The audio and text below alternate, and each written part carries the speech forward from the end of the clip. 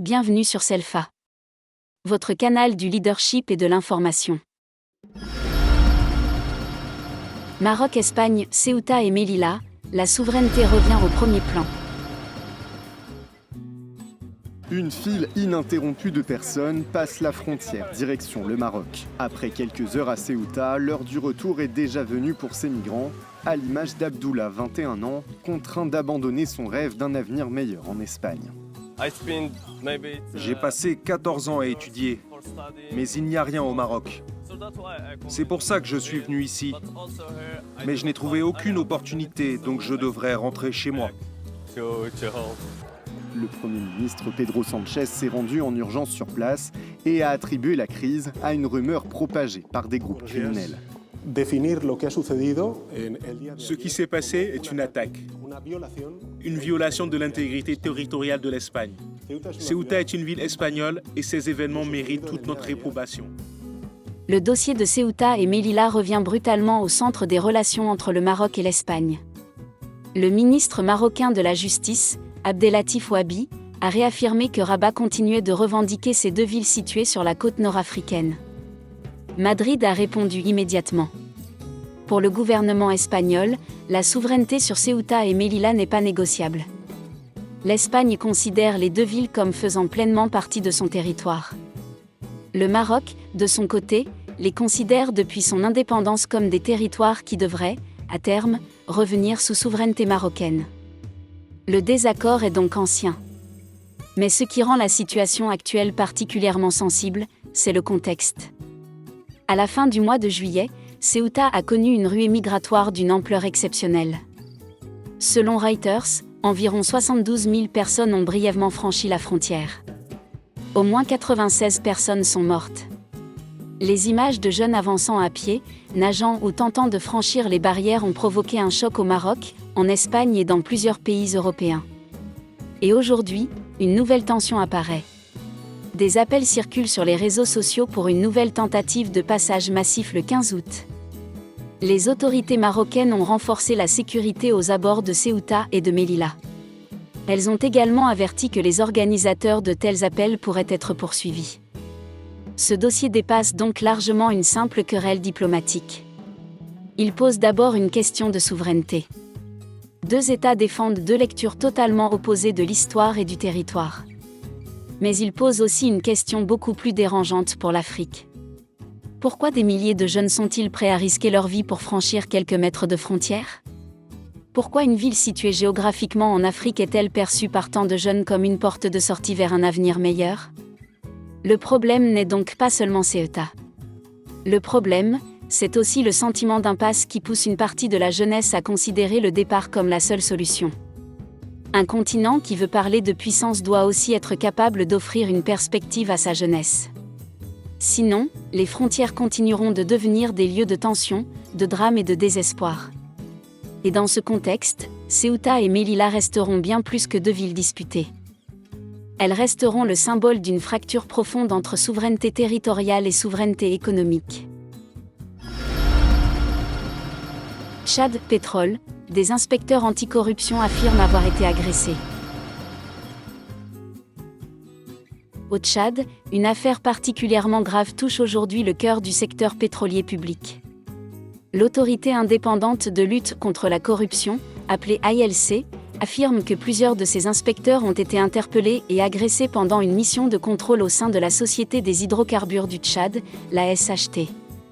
Cette mission portait sur la gestion financière, matérielle et humaine de l'entreprise depuis 2024.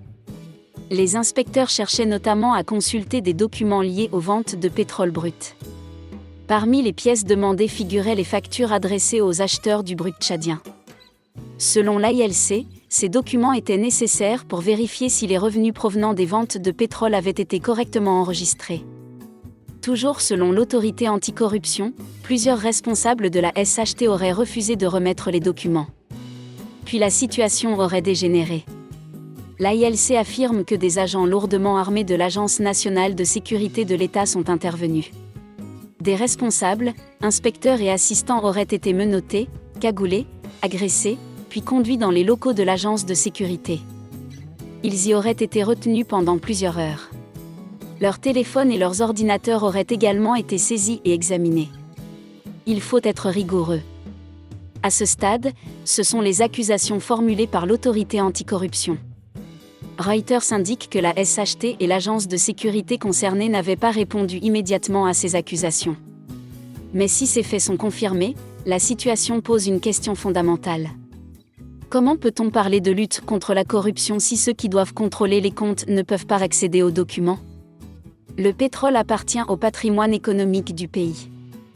Et lorsqu'une entreprise publique vend une ressource nationale, la population doit pouvoir avoir confiance dans la manière dont ses revenus sont enregistrés et utilisés. Car la souveraineté ne signifie pas seulement contrôler son sous-sol. Elle signifie aussi contrôler l'argent qui provient de ce sous-sol. Elle signifie connaître les contrats, connaître les volumes vendus, connaître les recettes, et pouvoir demander des comptes. Dans de nombreux pays africains riches en pétrole, en gaz, en or ou en minerais, la population entend parler de milliards. Mais elle voit rarement comment ces milliards circulent. C'est précisément là que la transparence devient essentielle. Le Tchad a donc intérêt à faire toute la lumière sur cette affaire. Pas pour protéger une institution contre une autre, mais pour protéger la crédibilité de l'État et la confiance des citoyens. Soudan, El Obeid sous pression, la guerre entre dans une nouvelle phase. Au Soudan, la guerre se rapproche de nouveau d'un point stratégique majeur. La ville d'Al Obeid, dans la région du Kordofan, a été visée mercredi par plusieurs drones. Selon des témoins cités par Reuters, 8 drones ont frappé ou tenté de frapper la ville. Les défenses aériennes de l'armée sont entrées en action. 2 personnes ont été tuées et d'autres blessées, selon des sources médicales. Des frappes de drones ont également été signalées à Khartoum et à Atbara. Reuters précise qu'il s'agissait des premières frappes de ce type signalées dans ces villes depuis le mois de mai. Ni les forces de soutien rapide, les RSF, ni l'armée soudanaise n'ont revendiqué immédiatement ces attaques. Reuters n'a pas pu vérifier de manière indépendante qui avait lancé les drones. Mais le contexte militaire est clair. Les RSF ont récemment subi des revers sur plusieurs fronts. Al Obeid devient donc un enjeu de plus en plus important. La ville compte environ 500 000 habitants. Parmi eux, près de 100 000 sont déjà des personnes déplacées par la guerre. Et la population subit depuis longtemps les conséquences directes des combats. Pénurie d'eau, manque de carburant, difficultés d'approvisionnement alimentaire, coupure d'électricité. La guerre soudanaise a commencé en avril 2023. Elle oppose principalement l'armée soudanaise au RSF. Mais au fil des mois, elle a dépassé la simple confrontation entre 2 forces militaires. Le pays se fragmente.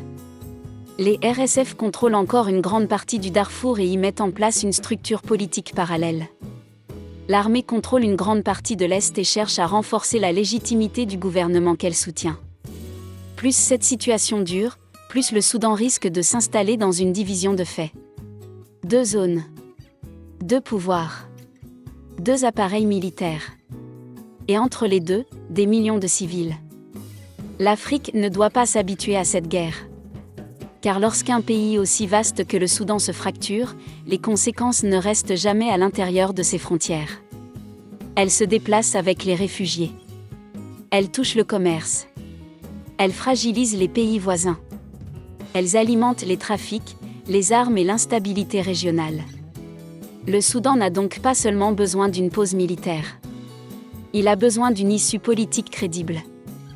Sinon, chaque nouvelle bataille, comme celle autour d'Al Obeid, ne fera que repousser encore davantage la possibilité de reconstruire un État soudanais uni.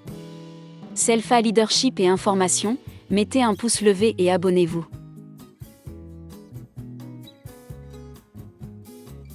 Nous vous remercions d'avoir regardé.